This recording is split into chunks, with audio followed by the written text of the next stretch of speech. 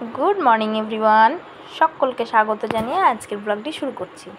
আজকে হচ্ছে বৃহস্পতিবার সকালে 7:45 মতো বাজলো। ছেলেকে উঠালাম, ব্রাশ করিয়ে খাইয়ে ছেলে যাচ্ছে পড়তে। ওর বুনি নেই, ওই কারণে ও একাই যাচ্ছে। ও ওইটুকু অবধি পৌঁছে যাবে, ওর বাড়ি অবধি, দিয়ে আমি একবার ফোন করে নেবো পৌঁছে গেছে কিনা, তাহলে ঠিকঠাক জানতে পারবো। আসলে আমি যেখানে দাঁড়াই সেটুকু থেকে ওর বাড়িতে ঢুকলো কিনা সেটা বোঝা যায় না, ওই কারণে আবার ফোন করতে হয়। তারপর ঝটপট করে চলে এলাম উপরে। এবার তো এক নিঃশ্বাসে কাজ করতে হবে, একটু দাঁড়ানো যাবে না, কারণ ছেলে চলে এলে আর আমি কিছুই করতে পারবো না।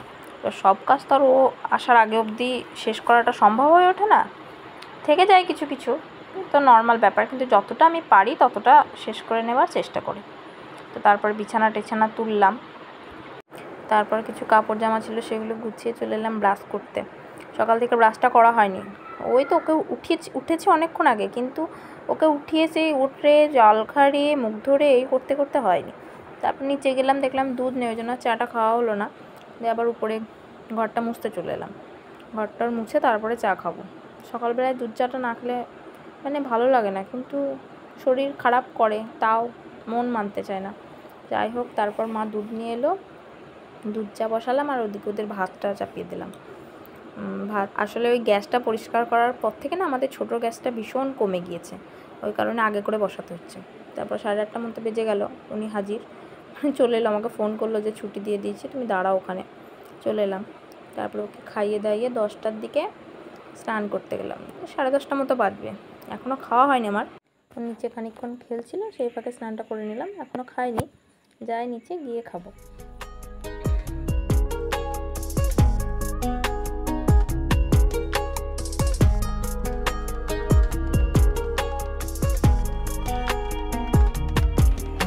দুপুর ওই 12টা 12:30 মতো বাজলো, বাবু গেল জেঠুর সাথে বাজারে। আমি ভাবছি বসে থেকে কী করবো, ড্রেসিং টেবিলে ঝেড়ে নিই, কারণ ঘর দূরে বছর সেরকম ঝাড়া হবে না, তো ফার্নিচারগুলো একটু একটু মুছে নিই। ড্রেসিং টেবিলের ভিতরটা তো সেদিন পরিষ্কার করেছি, সব কিছু সরিয়ে টরিয়ে গুছিয়েছি, বাইরেটা মোছা হয়নি, বাইরেটা একটু কলিং টলিং দিয়ে কাঁচ ফাঁচ মুছে নিলাম, আর জিনিসগুলো নামিয়ে একটু ঝেড়ে ঝেড়ে রাখলাম। মানে বাচ্চা ছেলে থাকলে কাঁচের যে কী অবস্থা হয় সে তো সবারই জানা, মানে যা খেয়ে আসবে সে হাতটা কাঁচে মুছবে, তো মানা করা হয় যে, ওই কারণে ওইটা আবার বেশি করে করবে। যেখানে বলবো ভিজে হাতে এসে ড্রেসিং টেবিল ধরবি না, ওইটা আগে ধরবে, মা আমি ধরেছি, তাহলে আর কী বলবো। ওইভাবে তো সবসময় চোখ চোখ করে রাখা সম্ভব হয় না, ওই যা খেয়ে আসে এই করে সেই করে, যা হোক কাঁচের অবস্থা খুব খারাপ থাকে, মুখটা কোনো রকমে দেখা হয়।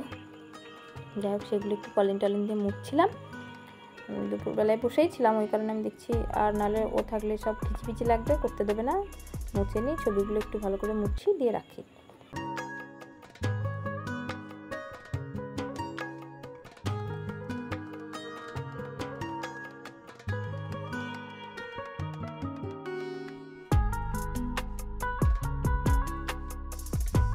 ড্রেসিং টেবিলটা আমার বড্ড প্রিয়, মানে দাদা পছন্দ করে কিনে দিয়েছিল, তো আমার ভীষণ পছন্দের একটা জিনিস। আগে তো আরও ঠিকঠাক করে রাখতাম, এখন তো ছেলের জন্য সব সম্ভব হয় না, তাও মানে কালারটাও আমার খুবই মানে পছন্দের মধ্যে।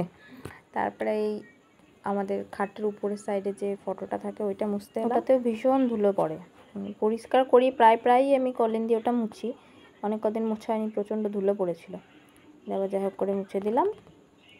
এই ছবিটা আমার বড্ড প্রিয়, ওর বাবাকে বলেছিলাম একটা বড় সাইজের ছবি বাঁধিয়ে রাখবো, মানে আমার এইসব ছবি টবি বাঁধানো এগুলো খুব ভালো লাগে। এটা বাঁধানো হয়েছে অনেকটাই বড়, প্রথমে তো অনেক বড় লাগছিলো, তারপর দেওয়ালে দেওয়ার পর আর অতটা কিছু মনে হয় না, মানে দেওয়ালের সাথে সামঞ্জস্য হয়ে গেছে, খাপ খেয়ে গেছে।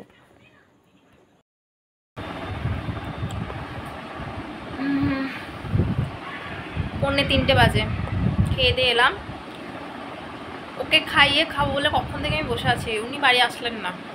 বললাম না জেঠুর সাথে বাজার গিয়েছে, দিয়ে জেঠুর সাথে বাজার গিয়েছে, দিয়ে আসতে গিয়ে ওর দাদাকে নিয়ে একসাথে, দাদা ছুটি হলো, দিয়ে স্কুল থেকে নিয়ে একসাথে আসছিলো, দিয়ে বাড়ি যাবে বলে কাঁদছে। দিয়ে আবার কী করবো, জেঠু বাধ্য হয়ে মা এলো বাড়ি, ওখানে নামিয়ে দিয়ে এলো। বিকেলবেলায় দেখি যদি আমি আনতে যাই তাও যাবো, নাহলে বাবার যখন সময় হবে বাবা দিয়ে যাবে। এত জেদ না ওর, কি বলবো, ভয়ঙ্কর রকমের জেদি হয়ে গেছে, কেন যে এরকম ভগবান জানে। বাবা ছাড়াও আদার্স কাউকে ভয় পাচ্ছে না, বাবা যে কদিন থাকছে সে কদিন একটু টাইট হয়ে থাকছে, কথা শুনছে, মানে বাবা জোর করে যদি বলে তবে শুনে, তাছাড়া শুনে না। তাছাড়া কাউকে ভয় পাচ্ছে না, কাউকে না, এত বদমাইশ ছিল। দেখি এখন একটু রেস্ট করি, বিকেলবেলায় উঠবো, উঠে আবার রুটি টুটি বানাবো। দুপুরে রান্না যা করেছিল বসেই ছিলাম দুপুরবেলায়, একটু ড্রেসিং টেবিলটা গোছালাম, এটা ওটা করছিলাম, একটু শুয়ে তারপরে আবার এই উঠে রুটি বানাবো। তারপরে যদি বাবা না সময় পায় তারপরে আনতে যাবো, আর যদি বাবা বলে না বিকেলবেলায় সন্ধ্যেবেলায় দিয়ে যাবে তাহলে দিয়ে যাবো। ওর পাপা বলছে আজকে আনতে হবে না, থাক, ওখানে রাতের দেখ থাকতে পারবে না। আচ্ছা না, রাত তখন মাঝরাতে যদি কান্না করে, কান্না করবে না, একমাত্র ভোরবেলাতেই একটু কান্না করে, মানে মা করে, তাছাড়া সারা রাত কিছু বলে না। আমি ওখানে থাকলে মায়ের কাছে শুয়ে থাকি, আমি অন্য ঘরে শুই, কান্না করবে না। ভোরবেলায় উঠে তখন একটু মা ঠকেছে, তাছাড়া আর কিছু বলে না। দেখি সন্ধ্যেবেলায় বাবাকে বলবো দিয়ে যেতে, অসুবিধা হবে।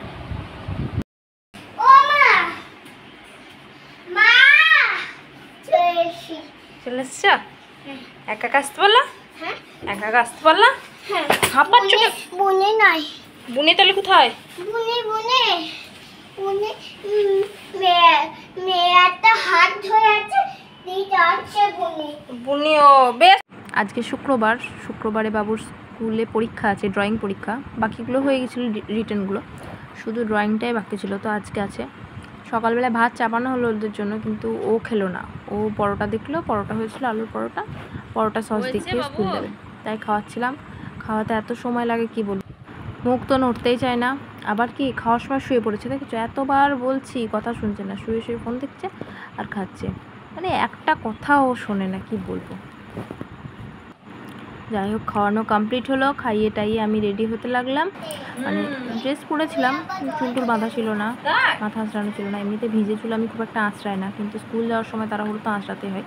অনেকক্ষণ আগে যদিও স্নান করেছি, তো বাবু পড়ে বাড়ি আসার আগে 8:30টার আগে স্নান করেছি। তো চুল মানে কিছুটা আর কি শুকেছে, একবারে তো শুকায়নি, ওই চুলই আঁচড়াতে হবে, কিছু করার নেই। ভিজে চুল আমি একদম আঁচড়াতে চাই না। এমনিতেই যা হেয়ার ফল হয় তার জন্য না, সেটা কোনো ব্যাপার না। হেয়ার ফল হতে, সে ভিজে চুল না আঁচড়ালেও হেয়ার ফল হচ্ছে, আঁচড়ালেও হেয়ার ফল হচ্ছে।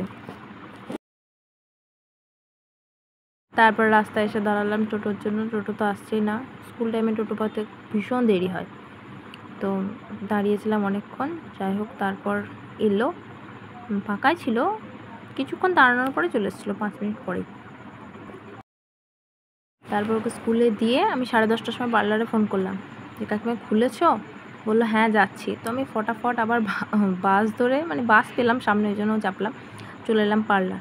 কারণ এই পার্লারে পুজোর সময় পাওয়াটা জাস্ট অসম্ভব, এত ভিড় হয় কি বলবো, পাই না। মানে পুজোর সময় আমাকে অন্য কোথাও পার্লার যেতে হয়, অন্য পার্লারে যেতে হয়, এখানে প্লাক হয়ই না, প্রচুর ভিড় হয়। তো যাই হোক, স্টার্টিং টাইম ছিল বলে অসুবিধা হয়নি, ফোন করে ফটাফট চলে এলাম।